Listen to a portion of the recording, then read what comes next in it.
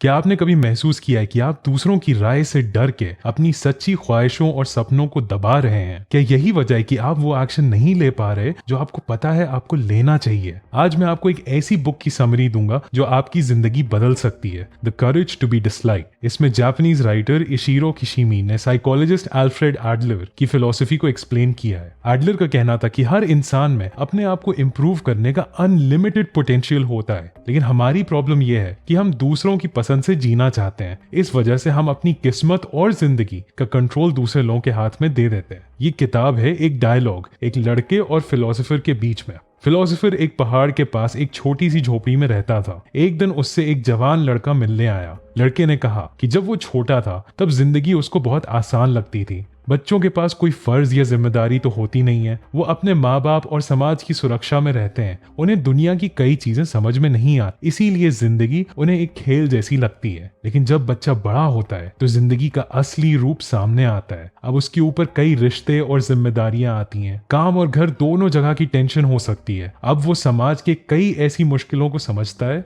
जो उसे पहले दिखाई नहीं देती थी। लड़के ने कहा कि इसी वजह से अब मैं ये मानता हूँ कि संसार बहुत उलझा हुआ है और जिंदगी बहुत मुश्किल है। लेकिन फिलोसोफर ने जवाब दिया कि तुम गलत हो। जिंदगी बिल्कुल आसान है। दुनिया इतनी झंझटों वाली नहीं है, हम उसे ऐसा खुद बना देते हैं। ये सुन के लड़का थोड़ा इंटरेस्टेड हुआ कि जानते हैं कि ये फिलोसोफर क्या कहना चाह रहा है। वो उसे गलत साबित करना चाहता था और अपनी बात रखना चाहता था कि जिंदगी मुश्किल है। क्या आपको लगता है कि फिलोसोफर सही कह रहे हैं? चलिए जानते हैं इन दोनों के बीच क्या हुआ। फिलोसोफर ने लड़के को समझाया कि साइकोलॉजिस्ट एल्फ्रेड एडलर ने एक नई थ्योरी दी थी जिसे टेलियोलॉजी बोलते हैं। इसकी सबसे बड़ी बात यह है कि इसमें माना जाता है कि लोगों को उनके पास्ट एक्सपीरियंसेस या चाइल्डहुड ट्रॉमा कंट्रोल नहीं करते हैं। एडलर के हिसाब से हर इंसान अपने फ्यूचर गोल्स की तरफ बढ़ रहा होता है, पास्ट को याद करके नहीं। ये बात लड़के को समझ में नहीं आती है। वो अपने दोस्त का एग्जाम्पल देता है जो कोई जॉब नहीं करता है, उसको सोशल एंजाइटी है और वो अपने कमरे में बंद रहता है। वो चाहता है बाहर जाना, लेकिन ट्रॉमा की वजह से वो घर से नहीं निकल पाता। फिलोसोफर का कहना है कि अगर ट्रॉमा की वजह से वो नहीं निकलता है तो इसका मतलब है कि हर इंसान जिसको ट्रॉमा हुआ है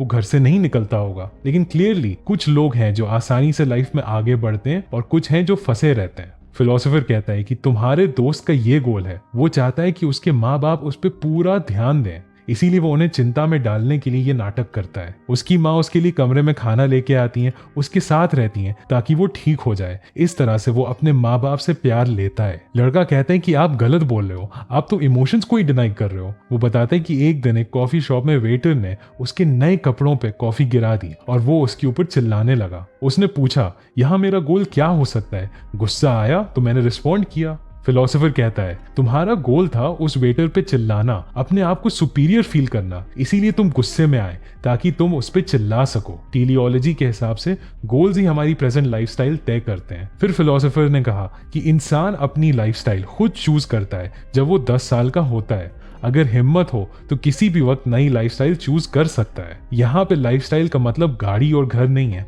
एडलर के हिसाब से लाइफस्टाइल का मतलब है हमारा वर्ल्ड व्यू और हमारी पर्सनालिटी। उन्होंने एक और एग्जाम्पल दिया। उनका एक दोस्त नॉवेलिस्ट बनना चाहता था पर कभी नॉवेल कंप्लीट नहीं करता था। वो हमेशा कहता रहता था कि उसके पास टाइम नहीं है, इसलिए उससे नहीं हो पाता है, पर असल में वो क्रिटिसिज्म अवॉइड करना चाहता था। फिलोसोफर ने कहा कि ऐसे एक्सक्यूजेस देना लाइफस्टाइल चेंज से बचने का तरीका होता है। लड़का लेकिन अभी भी कन्विंस नहीं था। उसने कहा मेरा एक फ्रेंड है वाई जो बहुत टैलेंटेड और आउटगोइंग है। अगर मैं उसके जैसा बन सकता तो मेरी लाइफ बहुत अच्छी होती, लेकिन मैं नहीं बन सकता क्योंकि मेरे पास उसके लुक्स और उसके टैलेंट नहीं है। इस सिचुएशन में कोई क्या कर सकता है? फिलोसोफर उसको समझाता है कि लाइफ में जब भी हम सोचेंगे कि अगर ये होता मेरे पास तो मैं परफेक्ट होता, तो हम कभी भी खुश नहीं रहेंगे, बल्कि हमें इस पे फोकस करना चाहिए कि हमारे पास क्या है और उसको हम कैसे इंप्रूव कर सकते हैं। तुम बदलते नहीं हो क्योंकि अभी तुम्हारी लाइफ जैसी भी है सब चीजें तुम्हारे कंफर्ट जोन में, तुम्हारी जॉब, तुम्हारी पर्सनालिटी, तुम्हें पता है एग्जैक्टली तुम्हारी लाइफ में क्या मिलेगा। भले ही वो तुम्हें पसंद ना आ रही हो, लेकिन तुम कंफर्टेबल हो। अगर तुम अपना वर्ल्ड व्यू चेंज करोगे तो हो सकता है तुम्हें नए लोगों से मिलना पड़े, नई प्रॉब्लम्स आए, नए डिसीजंस लेना पड़े। इसके बारे में तुम्हें एंजाइटी होती है, इसीलिए तुम नहीं बदलते। तो बदलने के लिए तुम्हें करेज चाहिए होगा। लड़का अभी भी कन्विंस नहीं था, लेकिन उसने कहा कि अब बात काफी हो गई है, मैं अगले हफ्ते आके इस फिलोसोफर को गलत प्रूव करूंगा। एक हफ्ते बाद वो लड़का वापस आया। वो उसको बोलता है कि वो अपने आप को पसंद नहीं करता है, उसको सिर्फ अपनी कमियां दिखती हैं। और क्यों ना दिखें, ये बात ऑब्वियस थी कि वो ना ही दिखने में ज्यादा अच्छा है,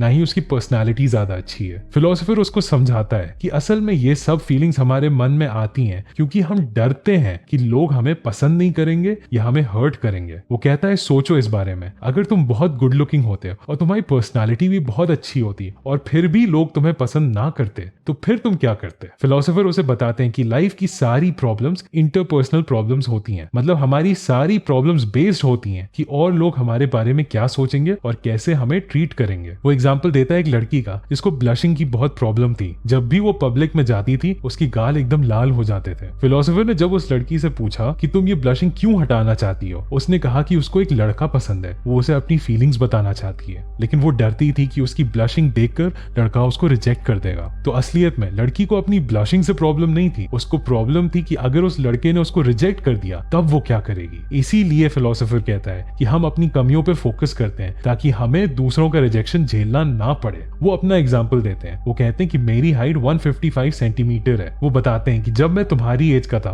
तो मुझे बहुत चिंता होती थी कि सब मेरा मजाक उड़ाते हैं, मेरी शादी नहीं होगी एटसेट्रा। इससे मेरे अंदर एक फीलिंग ऑफ इंफीरियोरिटी आती थी। लेकिन फिर मैंने रियलाइज किया कि अगर इस दुनिया में मैं सिर्फ अकेला इंसान होता तो कोई होता ही नहीं मुझे कंपेयर करने के लिए, तो मुझे मेरी हाइट नॉर्मल लगती। ऐसे ही लोग अपने आप को दूसरों से कंपेयर करके इंफीरियर या सुपीरियर समझते हैं। लड़का पूछता है कि कम हाइट से आप अपने आप को सुपीरियर कैसे फील कर सकते हो? फिलोसोफर बताता है कि अगर मैं सबको गाता रहता कि मेरी हाइट कम है इसलिए मेरी जिंदगी मुश्किल है, दूसरों से मुझे सपोर्ट मिलता। अगर कोई कहता कि अरे इससे फर्क नहीं पड़ता, इसके आगे बढ़ो, तो मैं उन पे चिल्लाने लगता कि तुम्हें नहीं पता है कि मेरे ऊपर क्या बीतती है। फिलोसोफर कहता है इस तरीके से मैं अपनी कमियों को लेके अपनी इंपॉर्टेंस दूसरों के मन में बढ़ा सकता था, उनसे सिंपैथी लेने के लिए। लड़का पूछता है तो हम ये इंफीरियर या सुपीरियर फीलिंग को कैसे हटाएं? वो इसका जवाब देते हैं कि हमें ये समझना होगा कि हर इंसान अलग होता है, कोई भी दो लोग बिल्कुल सेम नहीं होते हैं, लेकिन सब बराबर होते हैं। मतलब हर इंसान में कोई ना कोई खास बात होती है, लेकिन कोई भी सुपीरियर या इंफीरियर नहीं होता है, सबकी एक यूनिक वैल्यू होती है। तो अगर हम सब बराबर हैं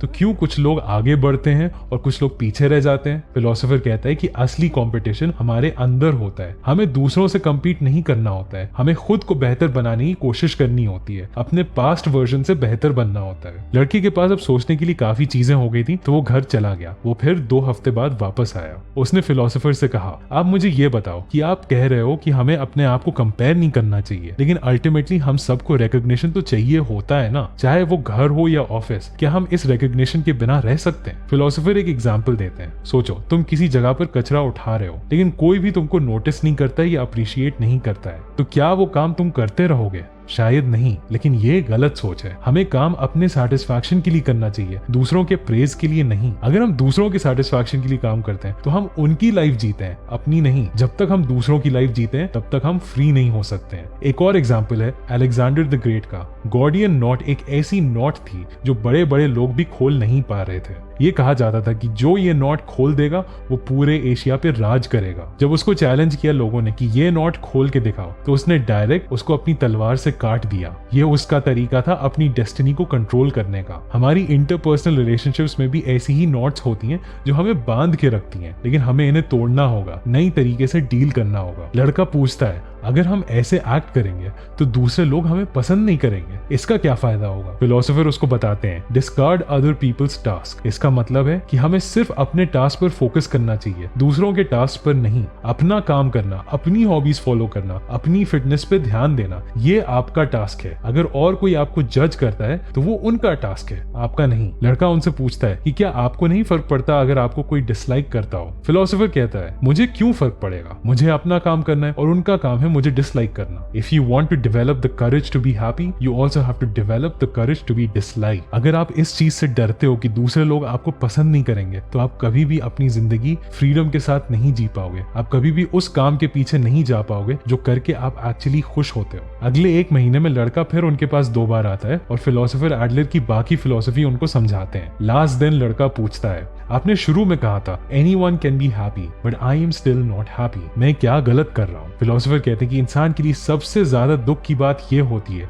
कि वो अपने आप को पसंद नहीं करता है। लेकिन एडलर ने इस प्रॉब्लम का एक बहुत सिंपल सोल्यूशन दिया है। उन्होंने कहा है कि सिर्फ एक चीज से आपको हैप्पीनेस मिलती है, इस एहसास से कि मैं समाज के लिए यूजफुल हूँ या मैं किसी के काम आ रहा हूँ। जब हम बात करते हैं दूसरों के लिए यूजफुल होने की, तो ये जरूरी नहीं कि वो चीज हमेशा दिखाई दे। आपको ये डिसाइड नहीं करना है कि आपका योगदान किस तरह का है, ये दूसरों का काम है। हमें ये बात कभी पूरी तरीके से पता चल ही नहीं सकती है कि सच में हमने किसी की मदद करी या नहीं, लेकिन हमें ये समझना जरूरी है कि मैं किसी के काम आ रहा हूँ, यानी कि योगदान का एहसास सबसे ज्यादा इंपॉर्टेंट चीज है। तो खुशी का असली मतलब क्या है? फिलोसोफर का कहना है कि खुशी का असली मतलब है योगदान का एहसास, the feeling that you are contributing to society. अगर तुमको ये लगता है कि तुमको दूसरों से रिकॉग्निशन पानी है, तो तुम गलत सोच रहे हो, क्योंकि अगर तुम सच में योगदान का एहसास महसूस करते तो तुम्हें दूसरों के रिकॉग्निशन की जरूरत नहीं पड़ती। इस बुक में ऐसे ही बहुत सारे लेसन हैं जो आपको करेज देते हैं, तो मैं जरूर रेकमेंड करूंगा आप ये बुक पढ़ लें। And thanks for watching.